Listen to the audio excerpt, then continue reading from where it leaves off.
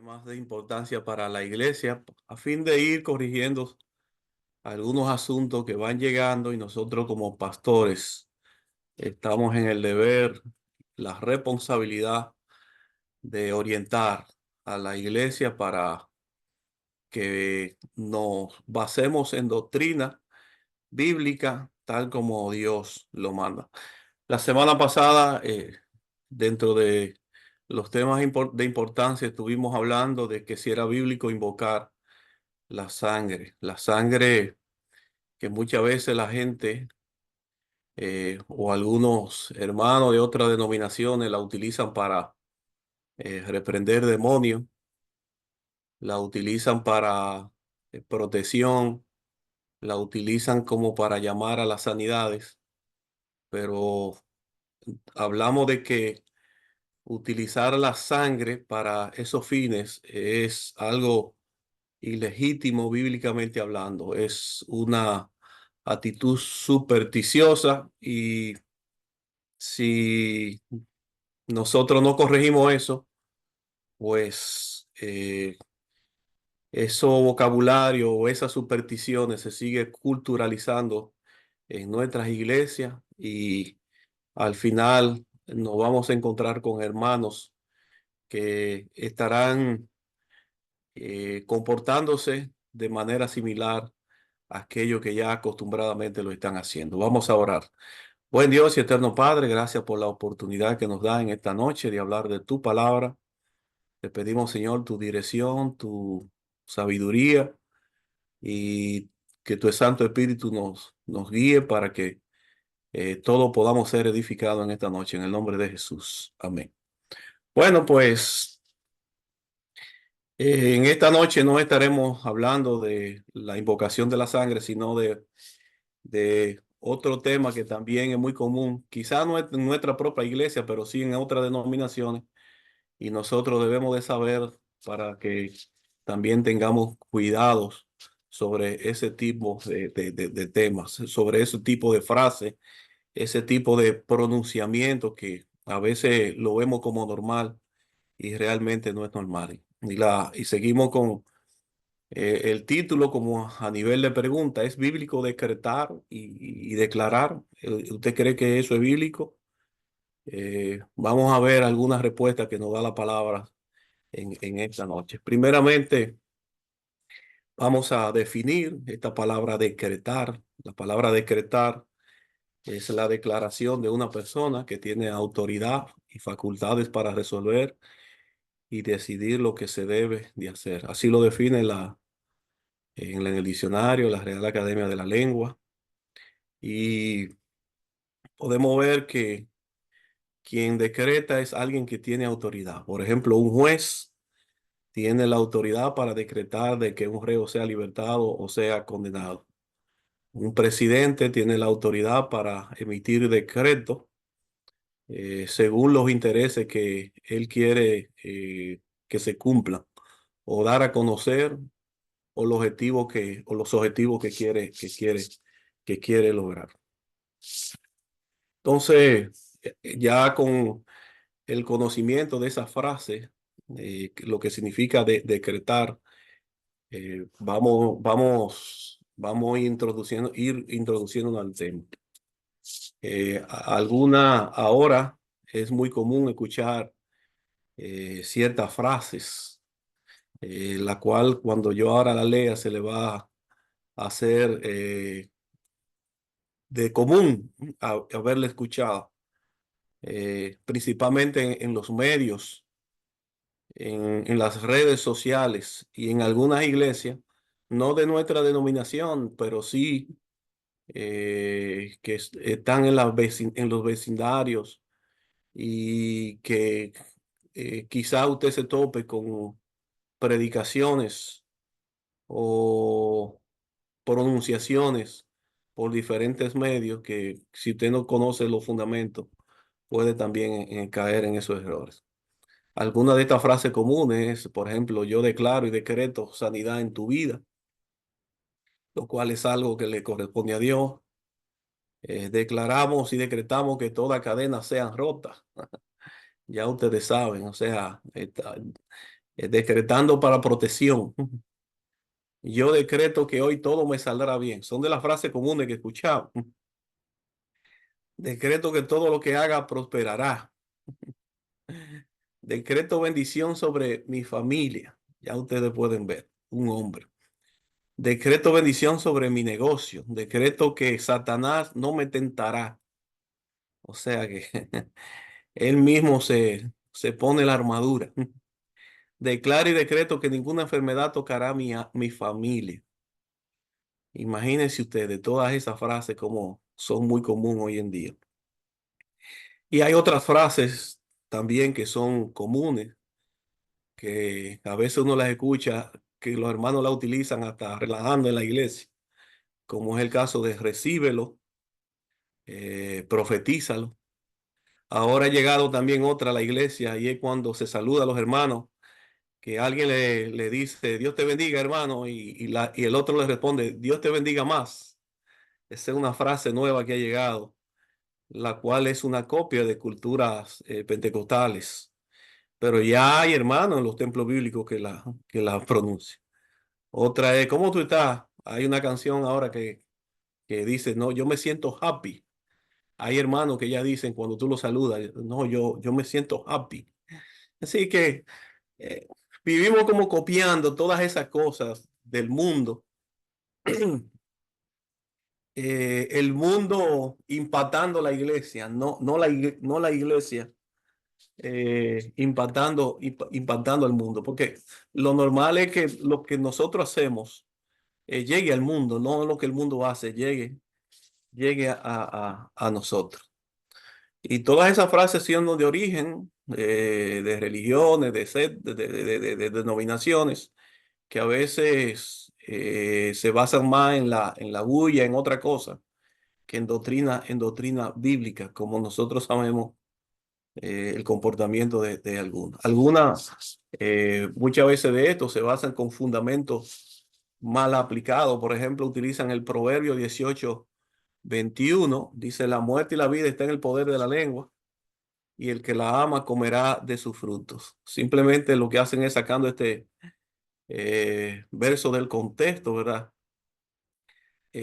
Diciendo de que la persona, que las cosas que ellos creen la pueden declarar o decretar para que suceda. Pero la Biblia nos habla de que realmente la palabra tiene poder, pero no la palabra del hombre, sino la palabra de Dios. Por la palabra de Dios fueron hechas todas las cosas. Entonces, este movimiento en sí lo que está promoviendo más es que el hombre sea Dios, porque el decretar, el determinar, el decidir de hacer cosas solamente le compete a Dios. Entonces el hombre promueve con esto de que el hombre sea Dios y que Dios se vuelva como un hombre, o sea, al servicio de los seres que él mismo ha creado. Han puesto al creador como que debe de obedecer las órdenes de la creación. Y cuando leemos este proverbio, nos damos cuenta que este pasaje no está hablando del poder de dar vida o muerte, sino de la consecuencia de utilizar con negligencia o sabiduría nuestra palabra. Así que declarar y decretar no, es una práctica antibíblica, contraria al modelo de oración de nuestro Señor Salvador Jesucristo, el cual nos enseñó que debemos de pedir, debemos de clamar, debemos de rogar con humildad. Y siempre que vayamos con la actitud de que Dios va a contestar lo que pedimos conforme a su voluntad. No hay poder en el ser humano, el poder está en la palabra de Dios. El hombre no tiene poder para dar vida, el hombre no tiene poder para dar muerte, el hombre no tiene poder para destruir, el hombre no tiene poder para crear, ese poder solamente está en Dios. Nosotros simplemente vamos donde Dios y nos sometemos y nos sometemos a su voluntad. Otro argumento mal aplicado es el Juan 14, desde el 12 hasta el 15, donde dice que allí el pasaje, de cierto os digo, El que en mí cree, las obras que yo hago, él hará también, y aún mayores hará, porque yo voy al Padre. Y todo lo que pidieres al Padre en mi nombre lo haré, para que el Padre sea glorificado en el Hijo. Si algo pidieres en mi nombre, yo lo haré. Si me amáis, guardad mi mandamiento. Ellos lo interpretan así, como que Cristo no dejó autoridad para hacer milagros y maravillas más grandes que la que él hacía. Y para esos fines solamente hay que decretar, solamente hay que declarar. Pero vamos a suponer de que la interpretación que le dan es correcta. La pregunta es, viendo los milagros de Cristo, si eso es así, explícitamente, literalmente, por ejemplo, ¿quién ha muerto y ha resucitado por sí mismo? Después de Cristo. Eso nadie lo ha hecho. Y si alguien lo hace, simplemente lo que va a hacer es a igualar el milagro de Cristo. ¿Cuál persona se ha aparecido como hizo Cristo en puerta cerrada, que pasó la pared sin que nadie se diera cuenta? Eso nadie lo ha hecho. ¿Qué persona usted conoce en el mundo de que ha caminado por las aguas? Eso solamente lo hizo Cristo. ¿Qué persona ha alimentado más que aquello que cuando Jesucristo estuvo allí con los panes y los peces, que se podría decir que alimentó una población de más de 20.000 personas, contando las mujeres las mujeres y los niños? Entonces la frase aquí está, es que en el final del verso 12, porque es porque yo voy al Padre. Y eso se refería a la expansión del reino, a lo de la gran comisión. Lo cual después del Pentecostés, después de haber llegado el Espíritu Santo, que serían revestidos de poder, entonces se iniciaría lo que es la propagación del reino por medio de la predicación del Evangelio. A eso se refería. Son cosas que el Señor Jesucristo no pudo hacerla aquí en la tierra. ¿Por qué? ¿Por cuál es por lo que le decía? Él iba al Padre. Como él iba al Padre, él no podía hacer eso. Ahora, si él se hubiese quedado aquí, usted puede estar seguro de que nadie le ganaría. Pero como él iba al Padre, otros iban a continuar. Y por eso vemos a Pedro de que cuando inicia a predicar se arrepiente en un día como 3.000, después en otro aparecen 5.000. Vemos el caso de Pablo y así sucesivamente. Entonces, cuando ellos dicen que tenemos autoridad para hacer milagros más que la que hizo Cristo, que solamente que hay que declarar, que solamente hay que decretar, es utilizado un argumento como este caso mal aplicado, porque la Biblia no se refiere a eso. Eso está enfocada a la expansión del reino por medio a la predicación del evangelio. Y fíjense que eso ha ido así. O sea, el Señor Jesucristo cuando estuvo en Jerusalén, Jerusalén era una población como de 60.000 personas. Y el Señor Jesucristo predicaba y se mantuvo en ese entorno. Pero los discípulos lograron o- traer más gente al arrepentimiento por medio de la predicación que el mismo Señor y Salvador Jesucristo.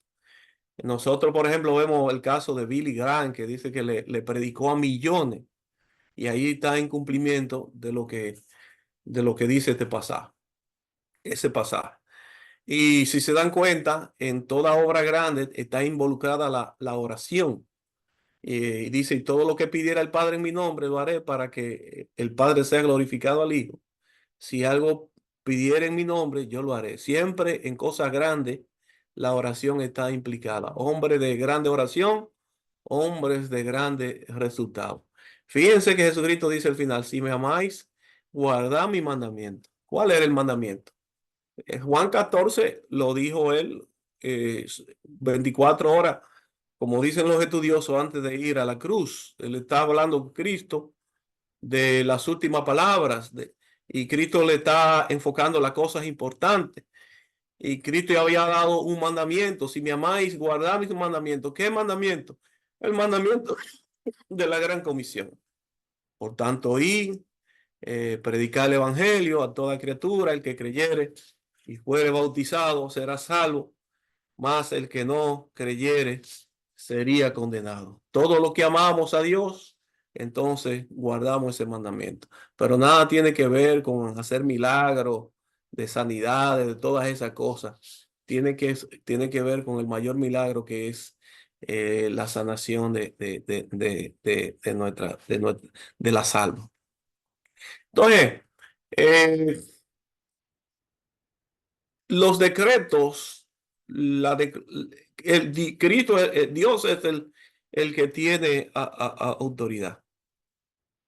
Dios es el único. ¿Por qué? Porque Dios es el soberano, como decía. Dios es el que manda. Soberano significa que nadie le puede ordenar, que nadie le puede imponer, que nadie le puede aconsejar. Hay un pasaje que dice, ¿quién será su consejero? Nadie. Y fíjense aquí Dios en Deuteronomio. Jehová tu Dios te manda hoy. ¿Quién es el que manda? Es Dios el que manda. Entonces, ¿cómo que nosotros, di que yo decreto sanidad? ¿Quién ha dicho? Eso no es algo suyo. Eso es algo de Dios. Yo decreto bendición. Eso no es suyo. Eso es algo que debe de venir de Dios. Yo decreto esto, aquello. Eso es el hombre usurpando una prerrogativa que le corresponde a Dios. Dice y el 18, Jehová ha declarado hoy que tú eres un pueblo suyo, de exclusiva posesión, como te lo he prometido, para que guardes todos sus mandamientos. Nosotros tenemos que guardar los mandamientos de Dios, porque Dios es el soberano, Dios es el que manda, nosotros somos su súbdito, lo cual estamos llamados el cual estamos llamados a cumplir realmente lo que Dios ha establecido. En base a todas esas definiciones, ¿usted cree que es bíblico de que el hombre decrete? No, eso no es bíblico. Fíjense, el Señor Jesucristo cuando estuvo aquí en la tierra, Él nos ordenó a nosotros o nos enseñó a orar. A orar. Orar es hablar con Dios y Él aquí muestra una forma de cómo nosotros debemos de orar. Dice él, mas tú cuando ores, no dice, mas tú cuando decretes, no dice ahí, mas tú cuando declares, no, dice, mas tú cuando ores, cuando te comuniques con Dios, cuando establezca la comunicación con Dios. Dice, entra en tu aposento y cerrada la puerta, ora a tu Padre. Entonces esa palabra, Padre, significa que nosotros nos llegamos a Él como un niño y Él como nuestro Padre de verdad, con respeto. Nosotros debemos de entender su autoridad. Nosotros no debemos de orar imponiendo cosas. Nosotros debemos de orar con humildad porque Él es nuestro Padre. Y cuando oramos a Él como Padre, estamos diciendo, Señor, tú lo puedes, yo no. Tú eres sabio, yo soy necio. Tú eres fuerte, yo soy débil. Tú lo ves, yo soy ciego, yo soy limitado, te necesito. Orar es un ejercicio de humillación ante el Todopoderoso. Así que el primer impedimento en la vida de oración es nuestro propio orgullo, porque la oración es un gesto de humildad, donde nosotros entendemos de que no tenemos mucha prerrogativa, muchas cosas que solo el Padre no la pueda. Y fíjense, orando no se hay vanas repeticiones. Repeticiones, o sea, no usar palabra ociosa o palabra carente de significado. No utilizar esa frase como yo decreto, como yo, que, que, que eso es lo que hacen los gentiles, los paganos. Esa gente que decretan, esa gente que son paganos, gente que no son realmente temerosas de Dios, que no son respetuosas de la palabra. Aquella persona que entiende que la palabra de Dios es como un libro o un escrito de alguien cualquiera, porque lo hace. Entonces nosotros cuando hablemos con Dios no debemos de ser así. Algo ocioso, algo vano, ¿verdad? como aquellos que dicen, como aquellos que tienen la actitud de declarar, aquellos que tienen la actitud de decretar. No, nosotros debemos de venir pensando de que con mucha humildad, con mucha genuinidad, con mucha sinceridad, entendiendo que el Padre sabe todas las cosas y nosotros no tenemos necesidad de tener que añadir nada, ni poner nada, ni hacer otra cosa en busca de que Dios responda, porque Dios conoce antes de nosotros ir, ya Dios sabe cuál es nuestra necesidad, cuál es la cosa que nosotros debemos de pedir. Entonces, en todas las cosas que nosotros hagamos, tenemos que entender la soberanía de Dios, la voluntad de Dios, de que Dios es el dueño, de que Dios es el que sabe. Nosotros no podemos imponer nada. Fíjense que dice Santiago en el capítulo 4 del 13 al 17. Dice, vamos ahora los que decís, hoy y mañana iremos a tal ciudad y estaremos allá un año y traficaremos y ganaremos cuando no sabéis lo que será mañana. Porque ¿qué es vuestra vida? Ciertamente es neblina que se aparece por un poco de tiempo y luego desvanece. En lugar de la cual debería decir, si el Señor quiere, viviremos y haremos esto o aquello.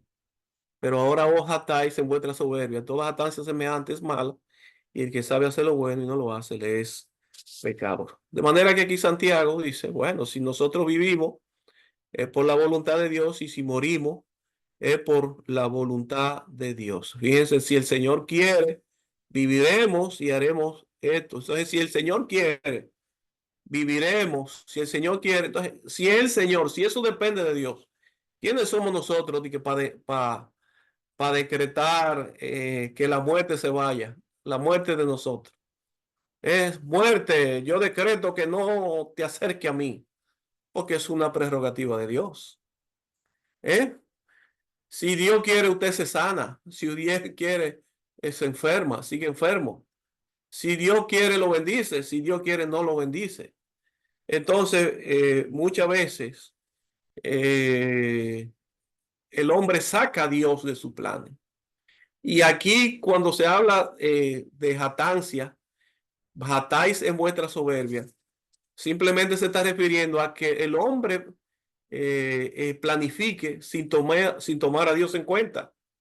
Y nosotros a todos debemos de tomar a Dios en cuenta. Por eso esa frase, si Dios quiere, mañana yo voy para el campo, si Dios lo permite, es realmente como Santiago quiere que hablemos, porque todo va a depender de Dios. En 5 meses me casaré, pero es si Dios lo permite. Mañana iré de viaje, es si Dios lo permite. Esa es la frase de un cristiano, pero no decidir hacer cosas, decretar sin tomar a Dios. Entonces, cuando el hombre dice, yo decreto sanidad, ¿y dónde ha tomado a Dios? Yo decreto bendición, está poniendo. Entonces, eso es una jactancia, eso es soberbia, ¿verdad? Y Dios quiere que nosotros a todos lo pongamos a Él, que Dios esté en nuestros planes. Si vamos a hablar de matrimonio, preguntarle a Dios sobre el matrimonio. Si vamos a hablar de negocio, que Dios esté. Si vamos a hablar de familia, que Dios sea el centro de la... Si vamos a hablar de esto, de aquello, de predicación, que Dios esté ahí. Eso es lo que Dios quiere. ¿Entiendes? Porque no, Dios no quiere aquí que nosotros seamos orgullosos. Orgulloso es hacer a un lado a Dios, eh, poner a un lado al que el verdadero debe de estar. Entonces, toda esa jactancia es mala y el Santiago lo decía, porque en el tiempo de Santiago la gente hacía cosas y no ponía a Dios. Y él está llamando la atención sobre esos asuntos. Y dice, y el que sabe hacer lo bueno y no lo hace, él es pecado. ¿Qué es lo bueno? Bueno, poner a Dios en su plan. Si no pone a Dios en los plan, entonces tú sabes hacer lo bueno, pero no, pero no lo hace. Entonces, Dios tiene que estar en nuestros planes. porque Dios es el que controla, el que dirige todo. La vida no la da Dios y todo, si usted se enferma, eh, la sanación puede venir de Dios, la muerte puede venir de Dios, el nacimiento puede, y todo es si Dios quiere, si Dios lo permite. Por eso es que nosotros cuando oramos tenemos que venir con esa actitud delante de Dios. Primera de Juan 5:14 dice, y esta es la confianza que tenemos en Él, que si pedimos alguna cosa conforme a su voluntad, Él nos oye. Nosotros le pedimos a Dios, pero Dios no está obligado a respondernos ni a contestarnos. No, no. Eh, nosotros, si es su voluntad, vamos a pedimos muchas cosas, pero, pero no todas las cosas son de nuestra voluntad o de la voluntad de Dios. En el caso de Santiago dice, pedí y no recibí porque pedí mal, pedí para nuestro placer, para nuestro deseo.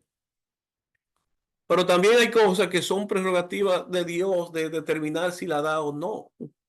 A veces pedimos algo y Dios no nos la da, simplemente porque al final es lo que busca es nuestro bien. ¿Sabía? Es lo que busca es nuestro bien. Recuérdense que el apóstol Pablo le pidió a Dios de que le quitara el aguijón, pero Dios no se lo quitó. Dios no se lo quitó. ¿Para qué? Porque según uno, perdón, entiende de que con ese aguijón podría mantener al apóstol Pablo humilde. Tampoco la falta de respuesta de Dios no es falta de fe, porque pudiéramos decir, bueno, fue que Pablo no pidió con fe, pero sabemos la fe del apóstol Pablo.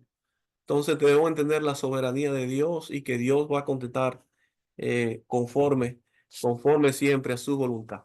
Fíjense Mateo, capítulo 6 9 a 13, orando también en la oración del Padre Nuestro. Vosotros cuando oraréis, no cuando decrete, oraréis así, Padre Nuestro que estás en los cielos, santificado sea tu nombre, venga tu reino. O sea, Dios es el rey, nosotros somos parte de su reino, y si somos de su reino, entonces tenemos que someternos al rey, que es Cristo. Por lo tanto, hágase, si Él es nuestro rey, hágase tu voluntad como en el cielo, así también, así también en la tierra, ¿verdad? Así también en la tierra, o sea, siempre es la voluntad de Dios. Aún Jesucristo rumbo a la cruz, en el Getsemaní, cuando le llega allí, sabiendo que la consecuencia de lo que él traería, pasar por la cruz, aún con los sufrimientos, él dijo, que no sea mi voluntad, Señor, sino la tuya. O sea, todas las cosas que nosotros hagamos debemos siempre entender que sea la voluntad de Dios. Y Dios contesta como Él quiere, Dios contesta como le da la gana, Dios contesta según sus planes. A veces quizás pensamos que porque nos comportamos bien, no merecemos tal otra cosa u otra, pero la Biblia no dice eso. La Biblia nos hace ver de que siempre Dios va a contestar según su voluntad. Juan el Bautista, Jesucristo dijo que de lo de nacido de mujer no había nadie mayor que él, dijo Jesucristo. Sin embargo, Dios lo que le dio a Juan era para que anduviera en chancleta, en una chancla, vamos a decirlo así, y se vestía con piel de camello y comía miel silvestre. ¿Se dan cuenta? O sea que si fuera por un reclamo de comportamiento, y según lo que dijo Cristo de Juan, entonces Juan debiera andar vestido como un rey esplendoroso. Sin embargo, mire con qué era que andaba Juan. Por eso siempre nosotros debemos de en esto someternos a la voluntad de Dios. Eso de declarar, eso de decretar, eso es alguien que no reconoce la soberanía de Dios, que no reconoce la voluntad de Dios. Es alguien que quiere pasarse por Dios, alguien que quiere usurpar a Dios, quererse hacer el Dios y a Dios hacerlo como hombre. y así sucesivamente. No es más que una actitud de orgullo, de jactancia, de vanidad, la cual se caracteriza mucho hoy en día. Simplemente también esto quería hablar de declarar rápidamente, declarar, porque una cosa es decretar y declarar es otra cosa. Declarar es exponer, dar a conocer o explicar algo. Por ejemplo, Marco, cuando 4:34 decía es de Jesucristo, y sin parábola no les hablaba, aunque sus discípulos en particular, aunque su discípulo en particular le declaraba todo. Ahora, ojo con eso, porque el Señor le declaraba no cosas personales, no cosas triviales. El Señor Jesucristo le declaraba a sus discípulos los secretos del reino de los cielos. Él no se refería a deseos personales, siempre estuvo enfocado a declarar, a exponer, a dar a conocer, a explicar lo concerniente al reino al reino de los cielos. Y fíjense también el apóstol Pablo en el capítulo de Hechos, verso 28, ah, Hechos 28, 23, dice, habiendo señalado un día vinieron a él muchos a la posada, a los cuales le declaraba y le testificaba el reino de Dios desde la mañana hasta la tarde, persuadiéndole acerca de Jesús, tanto por la ley de Moisés como la de los profetas. Note que cuando Pablo declaraba, no declaraba deseos personales. Cuando usted ven esta gente que declaran, yo declaro sanidad, yo declaro esto, yo declaro, son cosas personales. Pero Jesucristo y Pablo lo que declaraban es que era concerniente a lo del reino. Declaraba era concerniente a lo que Dios mandaba, a explicarle lo que la palabra de Dios, lo que la palabra de Dios decía, en sí cumpliendo con el propósito. El Señor Jesucristo decía, yo hablo lo que le estaba autorizado por el Padre, refiriéndose a que él no decía nada si no era que el Padre se lo autorizaba. El apóstol Pablo, aquí podemos ver que habla, pero en lo concerniente al reino, y eso está en consonancia con lo que también Pedro decía, cuál es la misión de nosotros, de que somos linaje escogido, real sacerdocio, nación santa, pueblo adquirido por Dios, para que anunciéis las virtudes de aquel que os llamó de las tinieblas a su luz, a su luz admirable. De manera que el apóstol Pedro dice claramente que si debemos declarar, o sea, que si abrimos la boca, sea para hablar de Jesús y de las virtudes de él, no para hablar burundanga, como dice alguien por ahí, o plepla, o plume burro, o cosas. No, no, no, nosotros estamos llamados únicamente a declarar la palabra de Dios. El apóstol Pedro también en primera 4:11 dice, si alguno habla, que hable conforme a las palabras de Dios. Si alguno ministra, ministre conforme al poder de Dios que da para que todo sea de Dios glorificado por Jesucristo, a quien pertenece toda la gloria, el imperio por los siglos de los siglos. Amén. Así que el propósito de esto es que todo lo que vayamos a hacer sea de acuerdo a la voluntad de Dios, a la palabra de Dios. Declarar y decretar es una práctica antibíblica, contraria al modelo de oración que el Señor Jesucristo enseñó. Decretar es antibíblico, y si vamos a declarar es únicamente decir la palabra de Dios, la promesa de Dios, lo que Dios ha dicho, no cosa nuestra, no capricho, no plume burro, ¿verdad? Y también si vamos a orar, debemos de venir en humildad, debemos de clamar, de rogar al Padre con humildad, siempre con la actitud de que Él contestará y que hará de acuerdo a su santa voluntad, de que en la palabra del ser humano no hay poder, ¿verdad? Para crear, no hay poder para vida, para muerte, solamente eso está en la autoridad, en la soberanía y en las decisiones de Dios. Nosotros solamente somos hijos de Dios y pedimos a Dios y nos sometemos a su voluntad. Que el Señor le bendiga y ojalá que podamos ir catando, que podamos ir aprendiendo de que todos estos temas, lo que hemos aprendido, se vayan echando hacia un lado en cuanto a la frase pagana y nos enfoquemos claramente a hacer cosas de acuerdo a la palabra de Dios. Así que en la otra semana seguimos con otro tema el cual podría ser si contesta Dios todas las oraciones o en qué consiste realmente la bendición de Dios.